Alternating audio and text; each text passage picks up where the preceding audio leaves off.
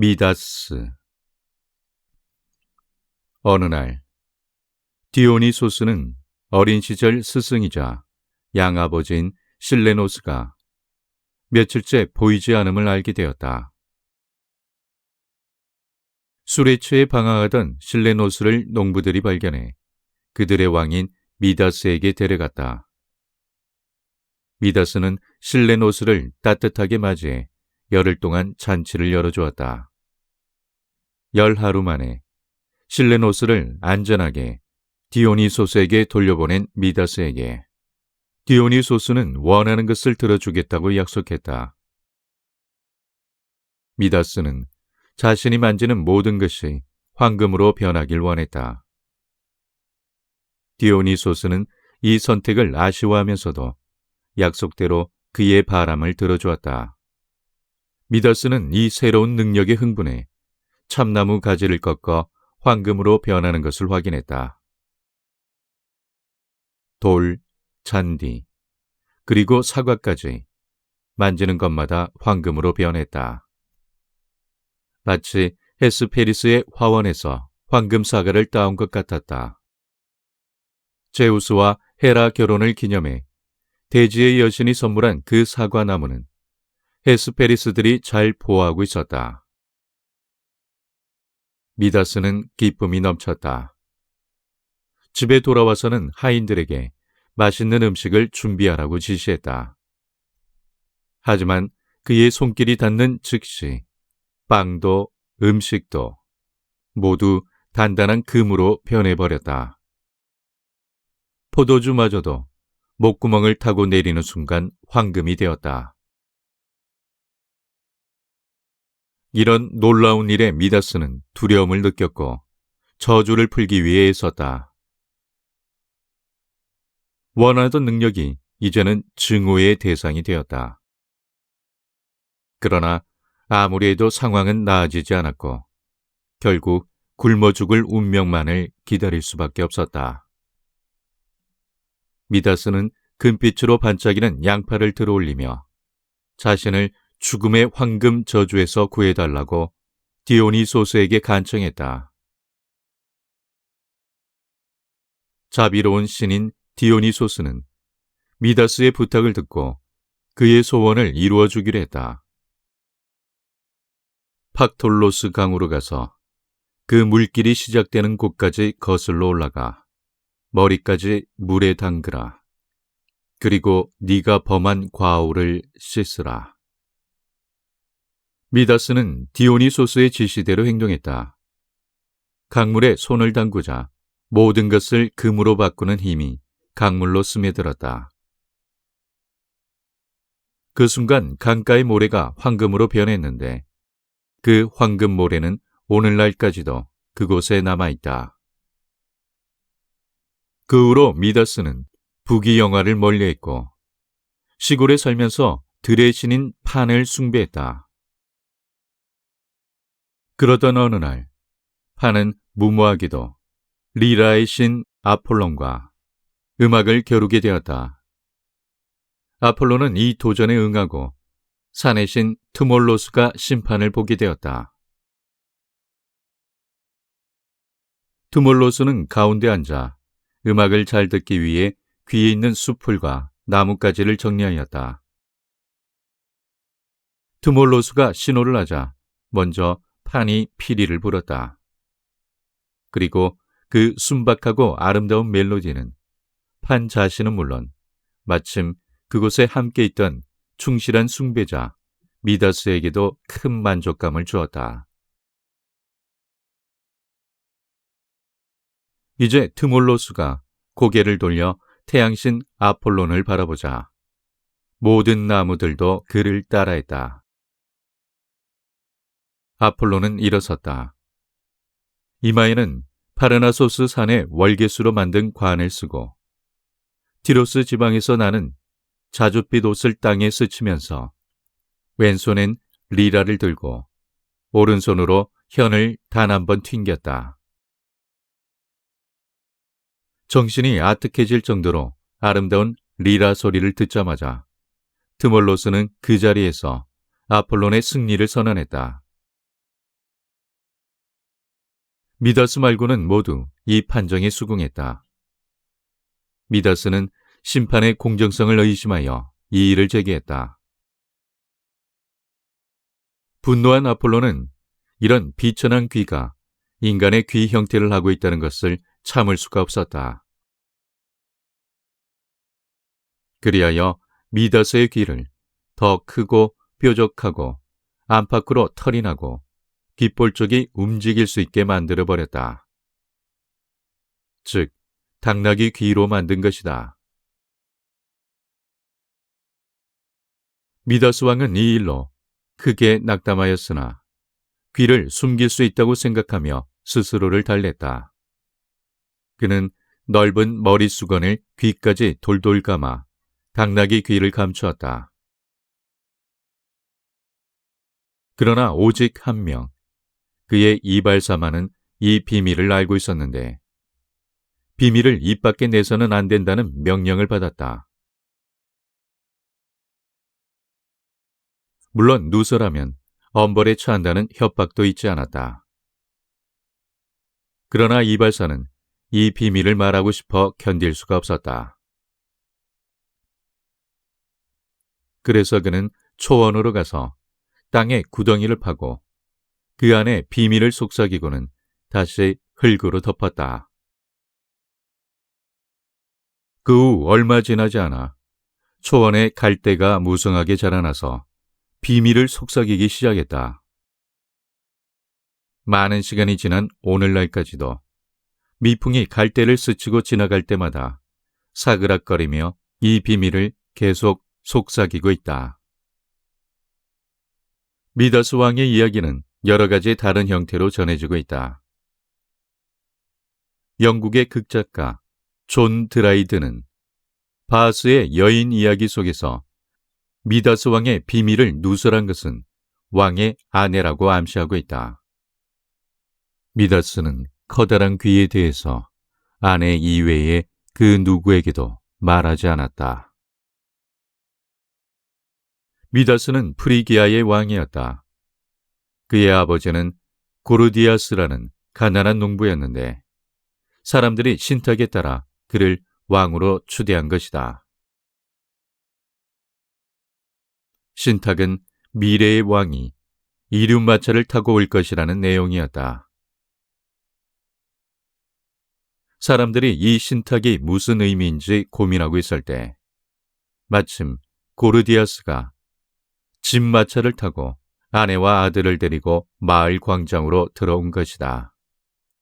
초라한 마차였지만 분명 바퀴는 2개였다. 고르디아스는 왕으로 선출되자 그의 집마차를 신탁을 내린 신에게 바쳤다. 이때 견고한 매듭을 지어 나무에 묶어두었는데 이것이 그 유명한 고르디아스의 매듭이다.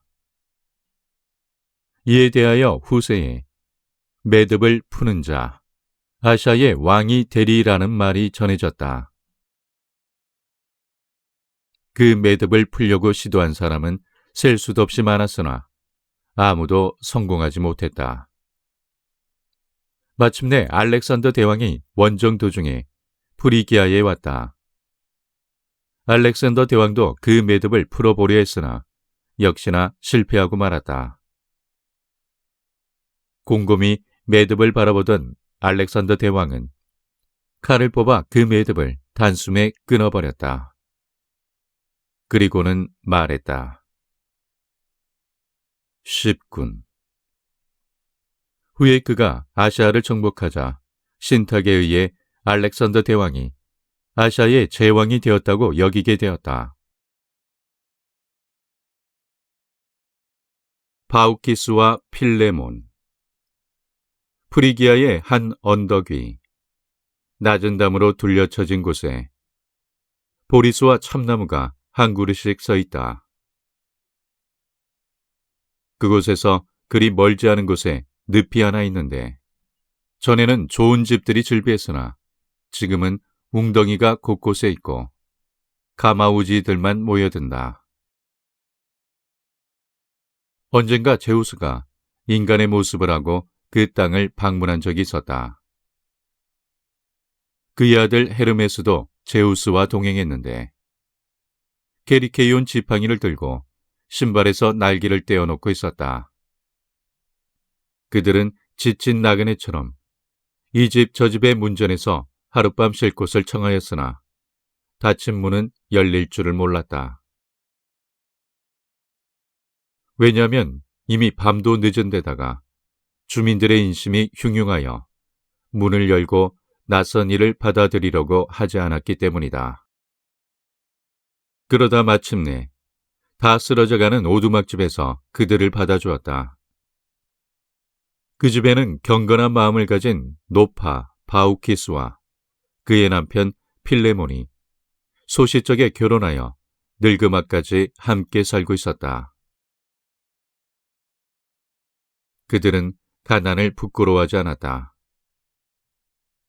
욕심은 적고 친절한 마음은 컸기에 부유함과 가난함을 신경 쓸 필요도 없었다.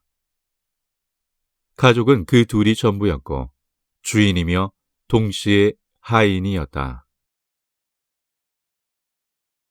천상에서 내려온 두 나그네가 머리를 숙이고 얕은 대문을 통해 초라한 집으로 들어섰다. 노인들은 자리를 만들었고 노파는 무엇을 찾는 듯이 서성거리더니 자리 위에 천을 펴고 그들에게 앉기를 권하였다. 그리고 잿더미 속에서 불씨를 찾아내어 마른 나뭇잎과 나무 껍질들을 모아 입으로 부니 불꽃이 다시 피어났다. 노파는 방 한 구석에서 마른 나뭇가지를 가지고 와서 작은 가마솥 밑에 넣었다. 노인이 텃밭에서 채소를 뜯어오니 노파는 줄기에서 잎을 따 잘게 썰어서 냄비에 넣었다. 노인은 끝이 갈라진 막대기로 굴뚝에 훈제하려고 걸어둔 소금에 절인 돼지고기 덩어리를 끄집어내렸다. 그리고 그것을 한 조각 베어내어 채소와 함께 끓는 냄비 속에 넣고 나머지는 다음을 위해 남겨놓았다. 너도 밤나무로 만든 대야에는 손님들을 위한 더운 새순물을 담았다. 노부부는 준비를 하는 동안에도 여러 가지 이야기를 건네어 손님들이 지루하지 않게 배려했다. 손님들을 위해 준비된 의자에는 해초를 넣어서 만든 방석이 깔려 있었고 그 위에 천을 덮어 놓았다. 이 천은 낡았지만 좋은 일이 있을 때만 내놓는 것이었다. 앞치마 차림의 노파는 떨리는 손으로 음식을 날랐다. 식탁 다리 하나가 다른 다리보다 짧아서 흔들거리자 노인은 작은 돌을 괴었다. 그러고 나서 노파는 향기가 나는 풀로 식탁을 훔쳤다. 그리고 그 위에 순결한 처녀신의 나무인 올리브의 열매와 식초에 절인 산딸기를 놓았다. 또 그 밖에 치즈와 재에 묻어두어 약간 익힌 달걀을 곁들였다.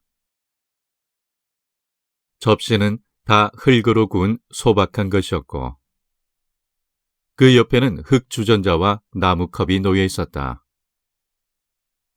모든 준비가 다 되었을 때 김이 무럭무럭 나는 음식이 식탁에 올려졌다. 그리 오래된 것은 아니지만 포도주도 나왔으며 후식으로 먹을 사과와 꿀도 내왔다. 하지만 이러한 모든 것보다도 가장 좋았던 것은 다정한 표정과 정성스러운 환대였다.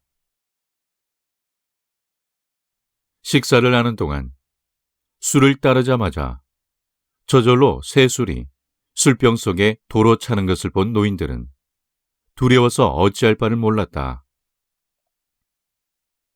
잠시 후 이 손님들이 천상에서 온 신임을 알고 무릎을 꿇고 두 손을 모아 소홀한 대접을 용서해 주십사 빌었다.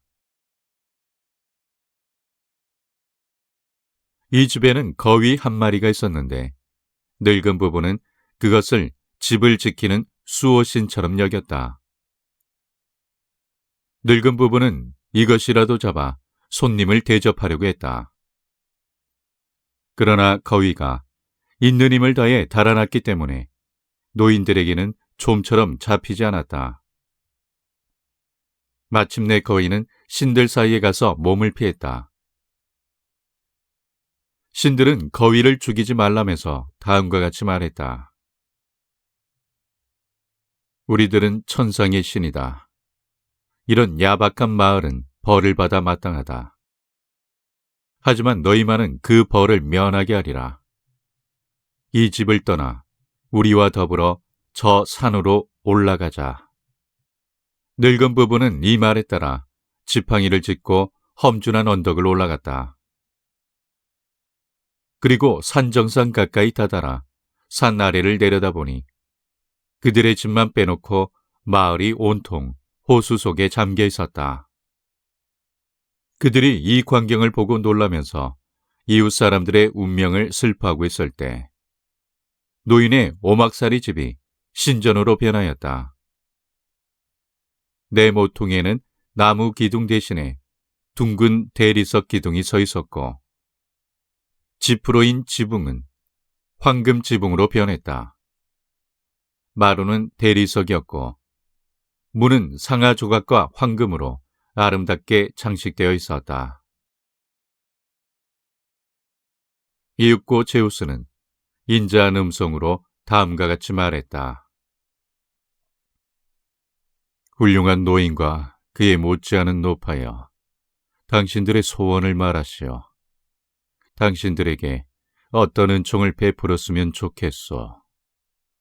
필레몬은 바우키스와 잠시 상의한 뒤에 신들에게 두 사람의 소원을 말했다. 우리는 사제가 되어 당신들의 신전을 지켰으면 합니다. 그리고 우리는 사랑과 화목 속에서 생애를 보냈으므로 이 세상을 떠날 때도 함께 떠나도록 해주소서. 저 혼자나마 마누라의 무덤을 지키거나 혹은 마누라의 손으로 제 무덤을 파는 일이 없도록 하여 주십시오. 두 사람의 소원은 이루어졌다. 그들은 살아있는 동안 신전을 지켰다.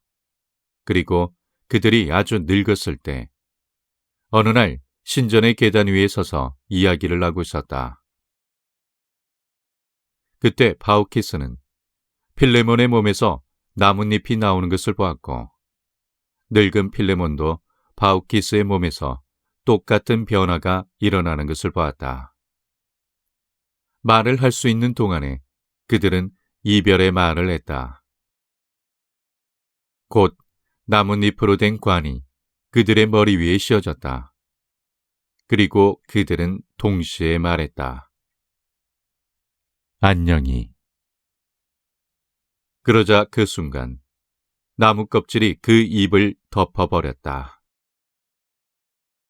티니아 지방에 가면 지금도 양치기들이 나무가 된 이 선량한 노부부가 나란히 서 있는 그곳으로 우리를 안내해 준다. 페르세포네. 제우스와 그 형제들이 티탄족을 정복하여 그들을 지하세계로 추방해버리자 또 새로운 적들이 이들에게 반기를 들었으니 그들의 이름은 티폰, 브리아레오스, 엔켈라도스였다. 그들 중에는 100개의 팔을 가진 것도 있었으며 또 어떤 것은 불을 내뿜었다. 하지만 그들도 마침내 정복되어 아이트나 산 밑에 산채로 매장되었는데 지금도 때때로 그곳에서 도망치려고 몸부림을 치는 바람에 시켈리아 섬 전체에 지진을 일으키는 일이 있다. 그들의 숨결은 산을 뚫고 올라오기도 하는데 이것을 이른바 화산 분화라고 한다. 이 괴물이 추락할 때 온 세상을 흔들어 지하 세계의 왕 하데스를 놀라게 하였다. 그는 자기 왕국이 백일하에 드러나지 않을까 걱정하였다. 이런 근심 때문에 그는 검은 말이 끄는 이륜마차를 타고 피해서 상황을 확인하기 위해 시차를 떠났다. 하데스가 사방을 둘러보는 동안 아프로디테는 에릭스 산 위에서 아들 에로스와 놀고 있었는데 하데스를 보고서는 아들에게 다음과 같이 말했다. 아들아, 제우스까지도 정복할 수 있는 너의 화살로 저기 가는 저승의 왕 하데스의 가슴을 쏘아라. 너와 나의 영토를 넓힐 이 기회를 놓치지 말거라. 천상에도 우리를 멸시하는 자가 있는 것을 너는 아느냐? 지혜의 여신 아테나와 달의 여신 아르테미스가 우릴 깔보고 있단다. 그리고 또 데메테르의 딸 페르세폰에도 그들에게 동조하려 하고 있다. 네 자신의 미래를 생각해 보거라. 그것이 나의 미래와 같음을 모르겠느냐? 너의 이해가 나의 이해요. 나의 이해가 곧 너의 이해니라. 에로스는 즉시 화살통에서 가장 예리하고 가장 곧은 화살을 하나 골랐다. 그리고 무릎에 몸을 기대고 활을 당겨 잘 겨눈 뒤 날카로운 화살을 하데스의 가슴에 정통으로 맞췄다. 엔나의 골짜기 숲속에는 나뭇잎으로 가려진 호수가 하나 있었다. 숲은 내리쬐는 태양의 강렬한 빛을 맞고 습기 찬 땅은 꽃으로 덮여 있었고 그곳은 언제나 봄이었다. 이곳에서 페르세포네는 백합꽃과 오랑캐꽃을 바구니와 앞치마에 하나 가득 따면서 친구들과 놀고 있었다. 이때 에로스의 화살을 맞은 하데스가 그녀를 보고 사랑을 느껴 납치하였다. 그녀는 살려달라고 어머니와 친구들에게 외쳤다. 그리고 너무 놀라 앞치마 자락을 놓쳐 꽃을 모두 땅에 떨어뜨렸다. 그녀의 애통한 마음에 꽃을 떨어뜨린 슬픔이 더해졌다. 약탈자 하데스는 마차를 끄는 말의 이름을 일일이 불러가며 머리와 목 위에 채찍을 거세게 던져댔다. 키안의 강에 도착하여 강이 앞을 막자 하데스가 창으로 강가를 치니 대지가 쩍 갈라지며 지하로 가는 통로가 열렸다. 데메테르는 사라진 딸을 찾아 온 세상을 헤맸다. 빛나는 머릿결의 에오스가 아침 일찍 일어났을 때도 헤스페로스가 저녁 별들을 데리고 나타났을 때도 데메테르는 딸을 찾느라 여념이 없었다. 그러나 모든 것이 허사였다. 끝내 몸은 지치고 마음은 애통하여 데메테르는 돌 위에 주저앉았다. 그리고 햇빛과 달빛 아래서 때로는 비를 맞아가면서 9날 9밤을 계속해서 앉아 있었다. 그곳에는 지금 엘레우시스라는 마을이 있는데 그 당시는 켈레오스라는 노인의 집이 있던 곳이었다. 노인은 마침 들판에 나가 도토리를 줍고 딸기를 따고 뗄나무를 하고 있었다. 노인의 어린 딸은 염소 2마리를 몰고 집으로 돌아오는 길이었다. 어린 소녀는 늙은 노파로 변신한 데메테르 여신의 곁을 지나가면서 말했다. 엄마, 왜 바위 위에 혼자 앉아 있으세요? 이 엄마라는 말이 데메테르에게는 얼마나 그리운 단어였던가. 켈레오스 노인도 무거운 짐을 지고 있었음에도 불구하고 발을 멈추어 누추한 오막살이 남아 하룻밤 쉬어가라고 권했다. 데메테르는 들은 채도 하지 않았으나 노인이 여러 번 청하자 어쩔 수 없이 말했다. 제발 저를 내버려 두세요. 그리고 따님이 있다는 것을 행복하게 여겨주세요. 나는 딸을 잃었답니다. 그러는 동안에도 눈물이, 아니 씨는 우는 일이 없으므로 눈물과 같은 어떤 액체가 볼을 타고 흘러내려 가슴을 적셨다. 인정 많은 노인과 그 딸은 노파와 함께 울어주었다. 노인은 말했다. 함께 가시지요. 누추한 집이지만 탓하지는 마십시오. 거기서 기다리면 당신의 따님이 당신 곁으로 돌아올지도 모릅니다. 그럼 그렇게 하죠. 더 이상 사양할 수도 없으니. 하고 데메테르는 돌 위에서 일어나 그들을 따라갔다. 걸어가면서 노인은 자기의 어린 아들이 중병으로 잠을 못 자고 계속 누워만 있다고 말했다. 데메테르는 허리를 구부려 양귀비를 땄다. 집에 돌아오니 아이가 회복될 기미가 보이지 않아 온 집안이 슬픔에 잠겨 있었다. 아이의 어머니인 메타네이라도 노파를 따뜻하게 맞았다. 노파는 허리를 구부리고 앓고 있는 아이의 이마에 입을 맞췄다. 그러자 창백하던 얼굴이 발그레해지더니 원기가 회복되었다. 이 집에는 하인이 한 사람도 없었기 때문에 가족이라고 해봐야 부친과 모친, 그리고 어린 딸이 전부였지만 온 가족이 기뻐했다. 그들은 식사를 준비했다. 식탁 위에는 굳힌 우유와 사과와 벌집에 든 꿀이 놓여 있었다. 식사를 하고 있던 노파는 아픈 아이의 우유에 양귀비의 즙을 섞었다. 밤이 되어 온 가족이 모두 잠들자 노파는 일어나서 잠자고 있는 소녀를 안고서 그의 팔다리를 주물렀다. 그리고 소년을 내려다보며 엄숙하게 주문을 3번 외고 그를 아궁이 재 속에 넣었다. 이를 지켜보고 있던 어머니는 소리를 지르며 뛰어나와 소년을 아궁이 속에서 꺼냈다. 그러자 데메테르는 여신의 모습을 드러냈다.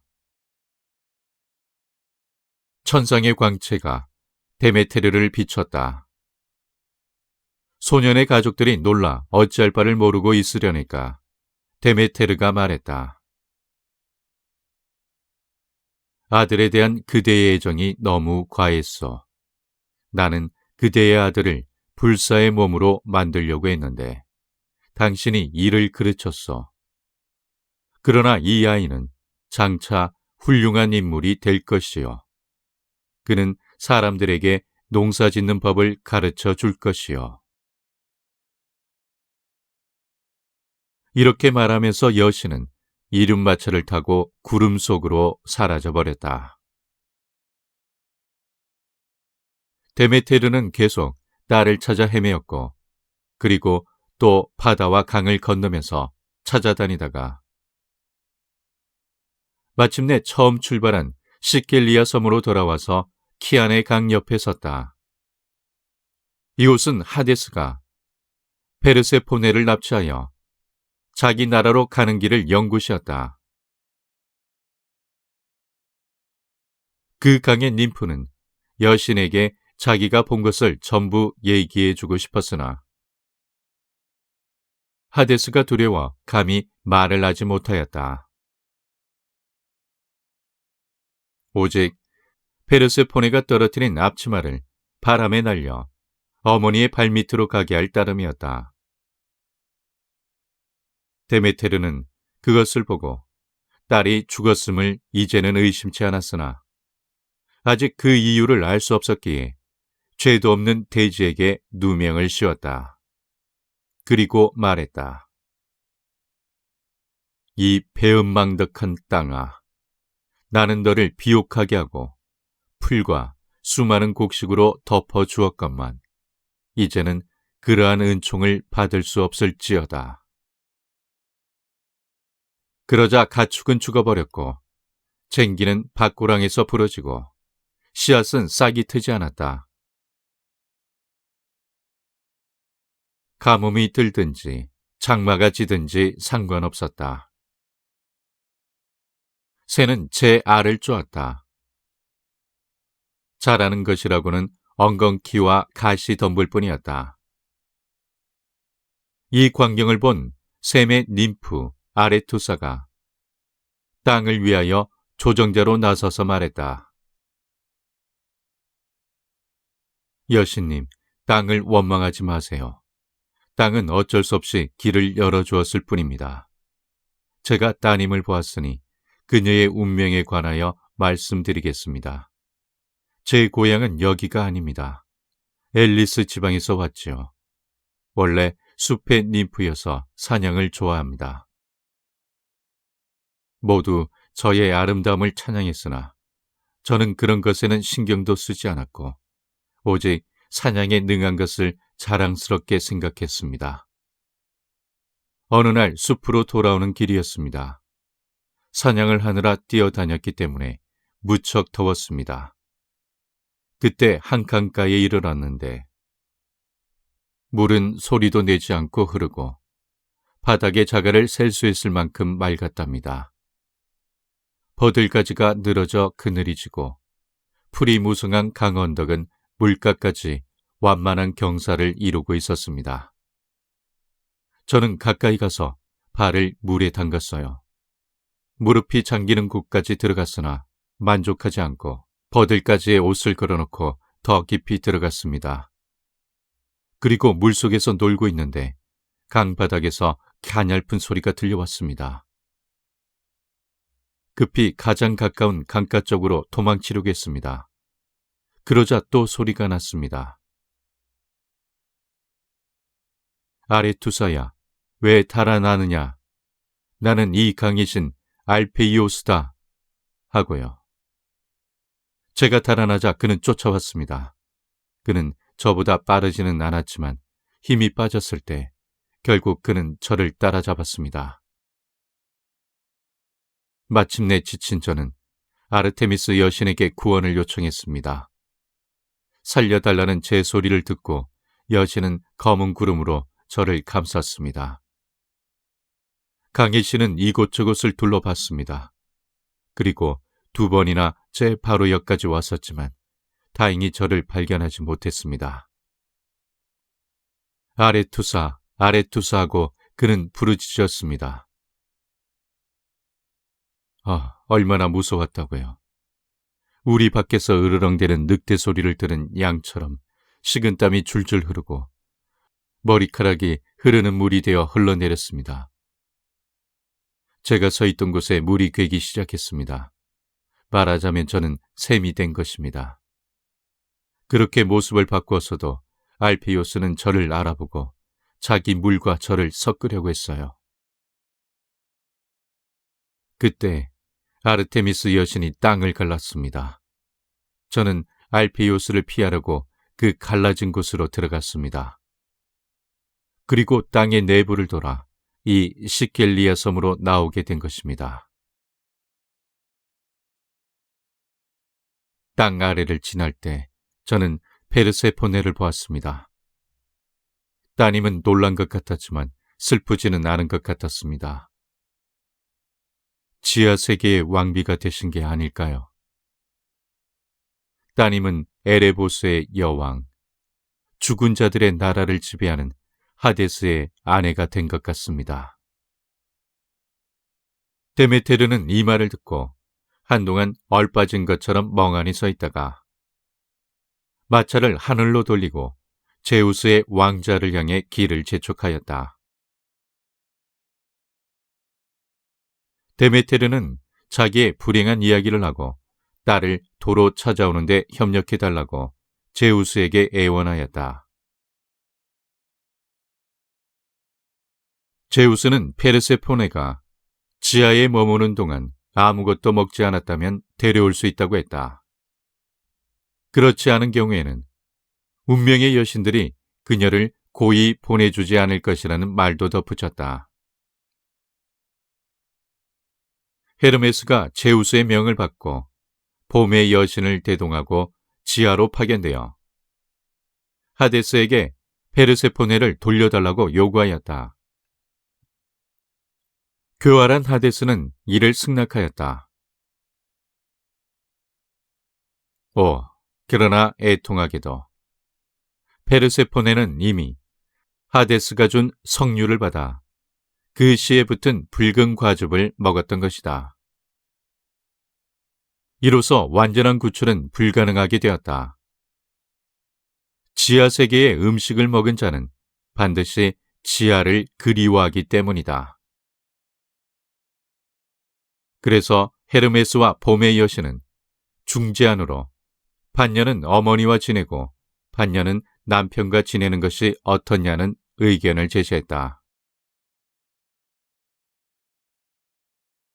데메테르와 하데스는 이 협상에 응했고 땅에 이전과 같은 은총을 베풀었다.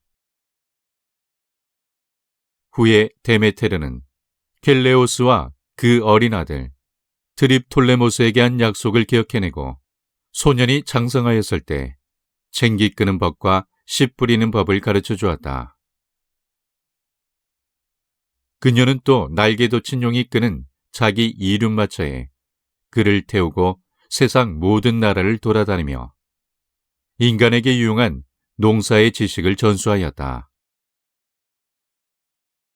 여행에서 돌아온 트립톨레모스는 데메테르를 위하여 엘레우시스 지방에 거대한 신전을 건립하고 엘레우시스의 비밀의식이라는 이름으로 데메테르를 숭배하는 제사를 지냈다.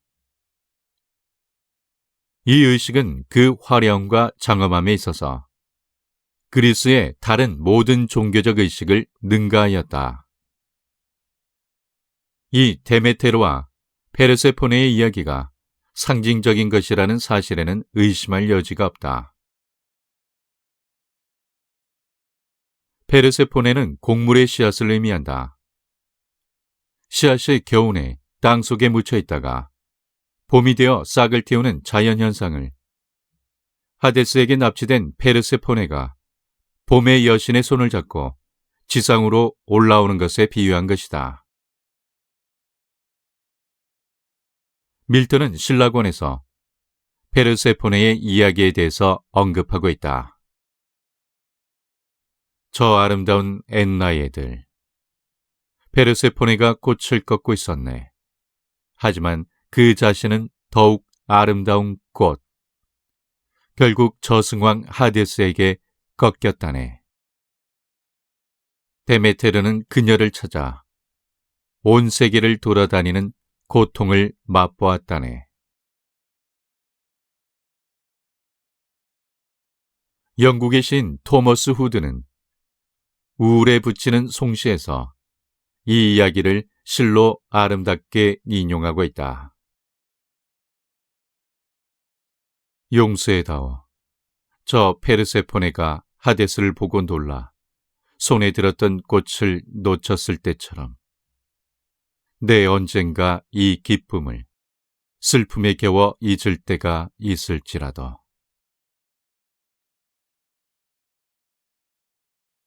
알페이오스 강이 흐르는 도중에 땅속으로 들어가는 것은 사실이다. 지하의 물길을 통과한 강은 다시 지상으로 솟아난다. 시켈리아 섬에 있는 아레투사 샘은 알페이오스 강이 바다 밑을 흘러 시켈리아 섬에서 솟아난 것이라 전해진다. 영국의 시인 코올리즈는 그의 시 쿠블라칸 속에서 이 알페이오스의 지하샘에 대해 다음과 같이 언급하였다. 쿠블라칸은 크사나두에 화려한 아방궁을 짓게 했다. 성스러운 강 알페이오스가 흐르는 그곳. 인간으로선 헤아릴 수 없는 동굴을 지나 태양 없는 바다로 흘러내려가는 그곳. 무어는 젊은 날의 노래 속에서 화환이라든가 그 밖에 가벼운 것을 강에다 던지면 가라앉았다가 다시 떠오르는 현상을 언급하고 있다. 오, 내 사랑. 일족의 영원히 만날 때 그 순수한 기쁨과 성스러운 달콤함이란 마치 그것은 강의 신이 오직 사랑, 그 빛만을 의지하여 지하의 동굴을 빠져나와 꽃으로 만든 리본과 축제의 화환을 떠오르게 할 때와 흡사하다.